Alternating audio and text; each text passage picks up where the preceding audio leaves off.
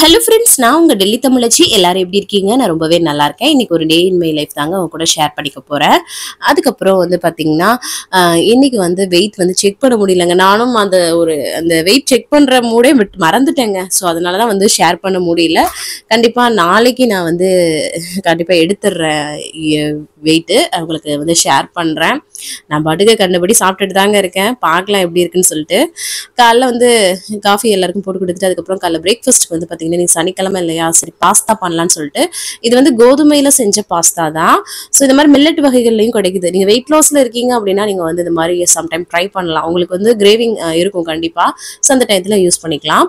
இங்க வந்து பாஸ்தால கொஞ்சம் ஆயில் விட்டு வேக வச்சுட்டு, இந்த சைடு வந்து மீன் மேக்கரையும் சுடுதண்ணில போட்டு எடுத்துக்கலாம்னு சொல்லிட்டு, அதையும் போட்டுட்டு, அதுக்கப்புறம் வந்து காய்கறி அந்த வெங்காயம், தக்காளிலாம் நறுக்கி எடுத்துக்கலாம்னு சொல்லிட்டு, பாஸ்தா வந்து ரொம்ப தண்ணி சேர்க்க மாட்டேன். கரெக்டாக இந்த அளவுக்கு வர்ற மாதிரிக்கு சேர்த்து வேக வச்சுக்குவேன். ஏன்னா அந்த தண்ணி தான் அந்த டேஸ்ட்டே. ஸோ அதனால அதை ஃபில்டர் பண்ண வேணாமேன்னு தோணும்.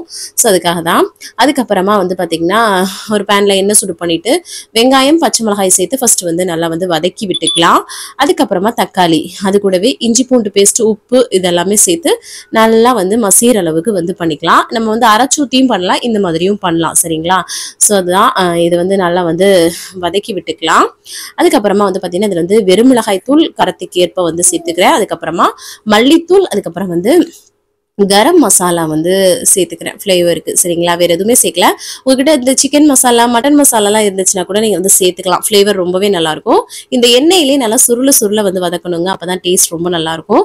நம்ம வந்து இப்போ சுடுதண்ணி போட்டு எடுத்து வச்சோம்ல அந்த மீன் மேக்கர், அதை வந்து நல்லா கையில பிழிஞ்சிட்டு வந்து சேர்த்துருக்கிறேன். அதையும் நல்லா வந்து சேர்த்துட்டு ஒரு வதக்கிட்டு, அதுக்கப்புறம் தேவையான அளவு உப்பு வந்து சேர்த்துக்கிட்டோம்னா அதுக்கு வந்து உப்பு நல்லா வந்து கோட் ஆகும் இல்லையா? ஸோ அதனால அதையும் சேர்த்து நல்லா வதக்கி விட்டுக்கலாம். அதுக்கப்புறம் ஒரு 5 முட்டையை இந்த சைடு வந்து வேக வச்சிருக்கேங்க. ஹஸ்பண்ட்க்கு வந்து டெய்லியும் ஒரு அவிச்ச முட்டை அந்த மாதிரி கொடுத்துட்றது. எல்லாத்துக்கும் சேர்த்தே வந்து கொடுத்தாச்சு, போட்டாச்சு வேகிறதுக்கு. அதுக்கப்புறம் இந்த சைடு வந்து பார்த்தீங்கன்னா, நல்லா வந்து மீன் மேக்கரும் வந்து சுருள சுருள வெந்து வந்துருச்சு அந்த மசாலால. அதுக்கப்புறம் நம்ம வேக வச்சிருக்க பாஸ்தாவை சேர்த்து நல்லா வந்து கிளறி விட்டுட்டு, உப்பெல்லாம் சேர்த்து வந்து கிளறி விட்டுட்டேங்க. அவ்வளோதான். அதுக்கப்புறம் கடைசியாக வந்து கொத்தமல்லி தழை தூவி நம்ம வந்து சர்வ் பண்ணிடலாம். டேஸ்ட் ரொம்ப நல்லாயிருக்கும். ரொம்ப சிம்பிள் தான். இதில் சீஸ் இதெல்லாம் கூட ஆட் பண்ணிக்கலாம். வெயிட் லாஸில் இருக்கீங்கன்னா சீஸ் எல்லாம் அவாய்ட் பண்ணிக்கிறது ரொம்பவே நல்லது. ஆயிலும் கம்மியாக யூஸ் பண்ணிக்கோங்க. அவ்வளோதான். அதுக்கப்புறம் முட்டையை வந்து உரிச்சு எடுத்துக்கலாம்னு சொல்லிட்டு உரிச்சு எடுத்துட்டு, அதுக்கப்புறம் சரி பிரேக்ஃபாஸ்ட்டோட நம்ம எப்பயும் காஃபி குடிப்போம் இல்லையா? ஸோ அந்த காஃபியை வந்து போட்டு வச்சுட்டு, அம்மாச்சிக்கு வந்து பாஸ்தா அப்புறம் அவிச்ச முட்டை வச்சு பேக் பண்ணி கொண்டு போய் கொடுத்துட்டு வந்துட்டேன். இந்த பாஸ்தா கூட நம்ம வந்து முட்டை அவிச்சதை வந்து வச்சு சாப்பிடும்போது டேஸ்ட் ரொம்ப நல்லாயிருக்கும். எனக்கு அந்த மீன் மேக்கரை நிறைய எடுத்து போட்டு சாப்பிட்டேங்க. சூப்பராக இருந்தது. இது கூட முட்டைக்கோஸ், கேரட் இந்த மாதிரி வெஜிடபிள்ஸ் சேர்த்தும் நீங்கள் வந்து செஞ்சீங்கன்னா வச்சுக்கோங்க, ஃபில்லிங்காக இருக்கும். வெயிட் லாஸ் டயத்தில் அளவாக எடுத்துக்கோங்க. சரிங்களா? அதுக்கப்புறம் சூப்பராக பிரேக்ஃபாஸ்ட்லாம் சாப்பிட்டுட்டு கடந்த பாத்திரத்தை எல்லாம் கழுவி போட்டுடலாம்னு சொல்லிட்டு கழுவி போட்டுட்டேன். அதுக்கப்புறம் 11 மணி ஆயிடுச்சுங்க. அதுக்கப்புறம் அவங்களுக்கு காஃபி போட்டு கொடுத்துடலாம்னு சொல்லிட்டு போட்டு கொடுத்துட்டு, அதுக்கப்புறமா நான் வந்து ஃப்ரெஷ் அப் ஆகிட்டேன். நான் செம்ம வெயில் அடிக்குது பாருங்க. இப்போவே எப்படி இருக்குன்னு பாருங்க. ஜன்னல்ல பளிச்சுன்னு தெரியுது பாருங்க. அதுக்கப்புறம் சரி ஒலை வச்சு விட்டுறலாம் அப்படின்னு சொல்லிட்டு, எங்களுக்கு வந்து அம்மாச்சி வந்து அங்கே வந்து புலாவ் பண்ணுறேன்னு சொன்னாங்களா, அது கொடுக்குறேன்னு சொல்லிட்டாங்க. ஸோ அம்மாச்சிக்கு மட்டும் ஸோ நைட்டுக்கும் சேர்த்தே வச்சிடலாம் சொல்லிட்டு ஒலை வந்து அரிசி எடுத்து அப்படியே எப்பவும் போல் களைஞ்சி வச்சு அது டக்குன்னு வெந்துருங்க. சரி வெந்ததும் அதையும் வந்து கையோட வடிச்சு விட்டுலாம்னு சொல்லிட்டு வடிச்சு விட்டாச்சு. ஒரு 5-10 நிமிஷம், 10 நிமிஷம் இல்லை 1/4 மணி நேரம் அவ்வளோதாங்க டைம் எடுக்குது. இது வந்து ஈஸியாக வெந்துடுது. ஸோ சூப்பராக வடிச்சாச்சு. அதை தனியாக வச்சுட்டு, அதுக்கப்புறமா வந்து பார்த்தீங்கன்னா, இந்த கிளாஸ் எல்லாம் ஹஸ்பண்ட் வந்து கொஞ்சம் சரியாக எடுத்து வச்சாங்க. ரொம்ப மெஸ்ஸியாக இருந்த மாதிரி இருந்தது. ஊர்லேருந்து வந்ததுலேருந்து எதையுமே பார்க்க முடியலங்க. ஒரு மாதிரி மைண்டு டிஸ்டர்ப்டாக இருந்ததுல ஹஸ்பண்ட்க்கும் அப்படி ஆனது.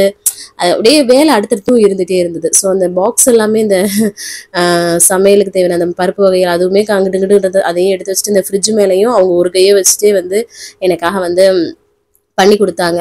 சும்மாவே இருக்குது அது ஒரு மாதிரி இருக்குங்களா. ஆஃபீஸ் வேலையுமே இப்போ கொஞ்சம் கொஞ்சம் எடுத்து பண்ணிட்டு தான் இருக்காங்க. ஸோ அதனால இதையும் வந்து பண்ணிட்டாங்க. ஏப்பா பண்ணுறீங்க அப்படின்னு சொன்னால், சும்மாவே இருக்கக்கூடாது அப்படின்னு சொல்லிட்டு ஒரு கையிலே பண்ணிட்டு இருந்தாங்க. இந்த கிஃப்ட்டு தாங்க அந்த 2 பொம்மை தான் ஹஸ்பண்ட் கொடுத்தது. நேற்று ஷேர் பண்ணாமல் இருந்ததில்ல. ஸோ அதையும் வந்து ஷேர் பண்ணேன். ரொம்ப அழகாக இருந்ததுங்க. ஸோ அதான் அம்மாச்சி வந்து புலாவ் வந்து டப்பாவில் நிறையவே கொடுத்து விட்டுட்டாங்கங்க. நல்லா சிக்கன் ஃப்ரையும் கொடுத்து விட்டுருந்தாங்க. நாங்கள் எல்லாருமே சூப்பராக வந்து பார்த்திங்கன்னா ஃபர்ஸ்ட் வந்து அவங்களுக்கு வந்து எடுத்து கொடுத்துட்டு அதுக்கப்புறம் சரி ஹஸ்பண்ட் வந்து அந்த தக்காளி வெங்காயம் பச்சை மிளகாய் போட்டு பிசைஞ்சு உப்பு போட்டு பிசைஞ்சு கேட்டிருந்தாங்க. அதெல்லாம் பொடியாக கட் பண்ணிட்டு நல்லா இந்த மாதிரி கையில் பிசைஞ்சோன்னு வச்சுக்கோங்களேன், டேஸ்ட் ரொம்ப நல்லாயிருக்கும். இதில் கொஞ்சம் லெமன் ஜூஸ் ஆட் பண்ணாலும் ரொம்பவே நல்லாயிருக்கும். அதுக்கப்புறம் தம்பி வந்து வெறும் புலாவ் மட்டும் அவன் வந்து சாப்பிட்டுக்கிட்டான்.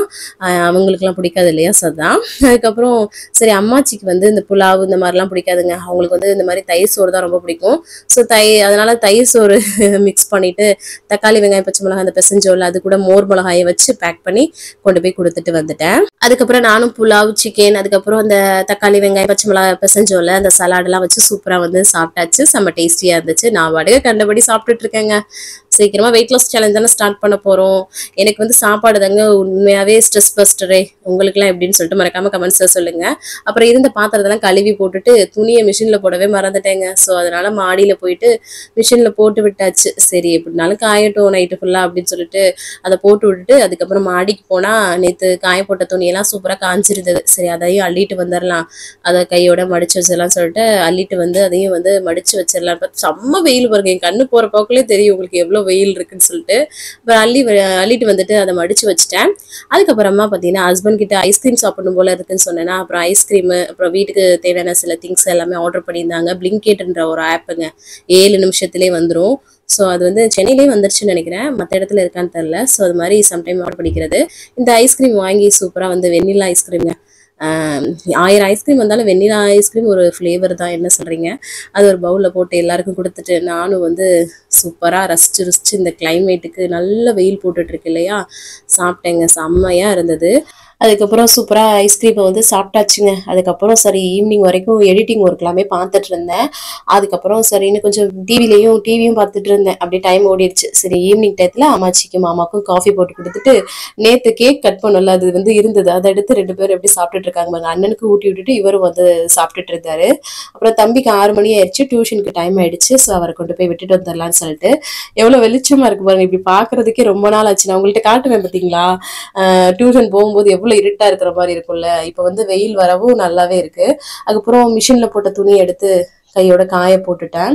ஸோ அதுக்கப்புறம் இங்க பாருங்க கிரவுண்ட்ல பசங்க விளையாடுறாங்க. அப்புறம் மாடியில இருந்து பேக் சைடு தான் நம்ம டியூஷன் போற அந்த சைடு தான் அது, அந்த வளைவு தான். தம்பி வந்து ரொம்ப சின்ன பிள்ளையா இருக்கான்னு சொல்லிட்டு தான் நான் வந்து விடுறது இல்லை. கொஞ்சம் பெரிய பிள்ளை ஆயிட்டானா அவனுக்கு வந்து மெச்சூர்டு இருக்கும், கொஞ்சம் விளையாடலாம் அப்படின்னு சொல்லிட்டு. ஸோ அதுக்கப்புறம் சரி ஹஸ்பண்ட் வந்து சிக்கன் தான் நான் ஆர்டர் பண்ண சொன்னேன். ஸோ அதை வந்து சரி பண்ணிடலான்னு சொல்லிட்டு நல்லா மஞ்சள் போட்டு நல்லா வாஷ் பண்ணிட்டு சின்ன வெங்காயம் தாங்க உரிச்சேன். சரி அதுவும் கடந்துட்டே இருக்குல்ல, ஊர்ல இருந்து கொண்டு வந்தது அப்புறம் வேஸ்ட் ஆயிடும் அப்படின்னு சொல்லிட்டு அதெல்லாம் உரிச்ச செம்ம கண்ணு எரிச்சலா இருந்ததுங்க. அதை உரிக்கிறதும் பொறுமை வேணும் இல்லையா, அந்த மாதிரி. ஸோ அதுக்கப்புறம் வந்து சரி கறி குழம்பு வச்சு விட்டுறலாம் அப்படின்னு சொல்லிட்டு ஒரு கடாயில எண்ணெய் சுடு பண்ணிட்டு சோம்பு வந்து பொரிய விட்டுட்டு கரம் மசாலா ஸ்பைசஸ் எல்லாமே சேர்த்துட்டு அதுக்கப்புறம் வெங்காயம் பச்சை மிளகாய் கருவேப்பிலை இதெல்லாமே சேர்த்து நல்லா வதக்கி விட்டுக்கிறேன். அதுக்கப்புறம் வந்து இஞ்சி பூண்டு பேஸ்ட் அதையும் வந்து சேர்த்துட்டு நல்லா வந்து வதக்கி விட்டுக்கலாம், அந்த பச்சை வாசனை போற அளவுக்கு அந்த இஞ்சி பூண்டு வாசனை. அதுக்கப்புறம் தக்காளி சேர்த்துட்டு இது கூட உப்பு சேர்த்து வதக்கணும்னா சீக்கிரமா வதங்கிடும் இல்லையா. ஸோ அதனால ஒரு சிம்பிளான குழம்பு தாங்க, ஓவர் மசாலாலாம் இல்லாம ஒரு சிம்பிளான குழம்பு தான் வந்து பண்றேன். எந்த ஒரு அரைச்சு ஊத்துறது வறுத்தரைக்கிறது எதுவுமே கிடையாது. அதுக்கப்புறம் நம்ம வீட்டுல அரைச்சு குழம்பு மிளகாய் தூள் அதுதாங்க சிம்பிளா. அதுக்கப்புறம் அது கூடவே வந்து பாத்தீங்கன்னா கரம் மசாலா சேர்க்கணும். நான் கொஞ்சம் லேட்டா தான் சேர்த்தேன். ஃபர்ஸ்ட் அந்த வீட்டுல அரைச்ச குழம்பு மிளகாய் தூள் சேர்த்து நல்லா சுருள வதக்கிறேன். நீங்க வந்து வெறும் மிளகாய் தூள் அப்புறம் வந்து மல்லித்தூள் கூட சேர்த்துக்கலாம், சரிங்களா. அடி பிடிக்கிற மாதிரி இருந்தது மசாலா. ஸோ அதனால நம்ம கொஞ்சம் தண்ணி ஆட் பண்ணி நல்லா வந்து இந்த மாதிரி சுருள வதக்கிக்கலாம். அதுக்கப்புறமா பாத்தீங்கன்னா கரம் மசாலா சேர்க்கிறேன் பாருங்க, மறந்துட்டேன். ஸோ அதுதான். ஸோ அதையும் வந்து சேர்த்துட்டு நல்லா வந்து வதக்கி விட்டுக்கலாம். இந்த கடையில விற்கிற சிக்கன் மசாலா இதெல்லாமே நான் வந்து சேர்க்கவே மாட்டேங்க. இப்படிதான் நாங்க வந்து பண்ணுவோம். டேஸ்ட் ரொம்பவே நல்லா இருக்கும். இதுல வந்து உருளைக்கிழங்கு கட் பண்ணி போட்டா ரொம்ப நல்லா இருக்கும். ஸோ இன்னைக்கு வந்து போடல. அதுக்கப்புறம் வந்து நல்லா எண்ணெய் பிரிஞ்சு வந்ததுக்கு அப்புறம் நம்ம வந்து சிக்கனை சேர்த்து நல்லா வந்து இந்த மாதிரி கோட் பண்ணிக்கலாம்.